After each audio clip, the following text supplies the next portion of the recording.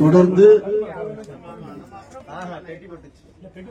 இந்த அடக்க ஆராதனை மீதி பகுதியில் சாம் ஜெயபால் அவர்கள் நடத்துவார்கள்.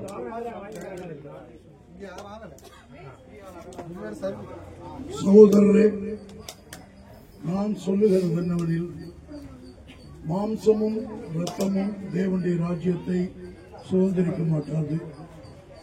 அழிவுள்ளது அழியாமையை சுதந்திரிப்பதும் இல்லை. இதோ ஒரு ரகசியத்தை உங்களுக்கு அறிவிக்கிறேன். நாம் எல்லாரும் நித்திரை அடைவதில்லை.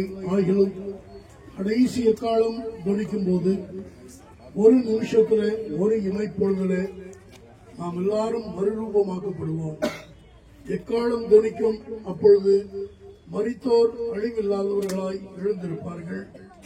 நாமும் மறுரூபமாக்கப்படுவோம். அழிவுள்ளதாகிய இது அழியாமையும், சாவுக்கேதுவாகிய இது சாவாமையும் தரித்துக் கொள்ள வேண்டும். அழிவுள்ளதாகிய இது அழியாமையும், சாவுக்கேதுவாகிய இது சாவாமையும் தரித்துக் கொள்ளும் போது மரணம் ஜெயமாக விழுங்கப்பட்டது என்று எழுதியிருக்கிற வார்த்தை நிறைவேறும். மரணமே உன் கூர் எங்கே? பாதாளமே உன் ஜெயம் அங்கே? மரணத்தின் கூர் பாவம், பாவத்தின் பலன் நியாயப்பிரமாணம்.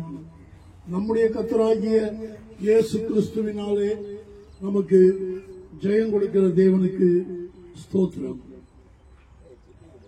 இப்பொழுதும்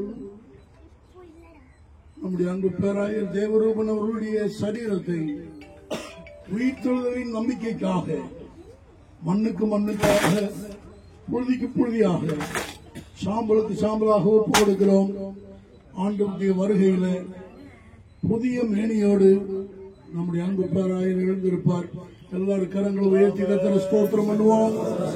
துதிக்கிறோம், துதிக்கிறோம், துதிக்கிறோம், துதிக்கிறோம், துதிக்கிறோம். எங்கள் அன்பின் பிதாவே, அன்னையான தாசுடைய வாழ்க்கைக்காக நாங்கள் நமக்கு நன்றி செலுத்துகிறோம். இந்த பூமியில் அவர் பிறந்த நாள் முதல் அவருடைய கடைசி நொடி வரை நீர் அவருக்கு நல்லவராக இருந்தீர். இந்த பூமியில அவர்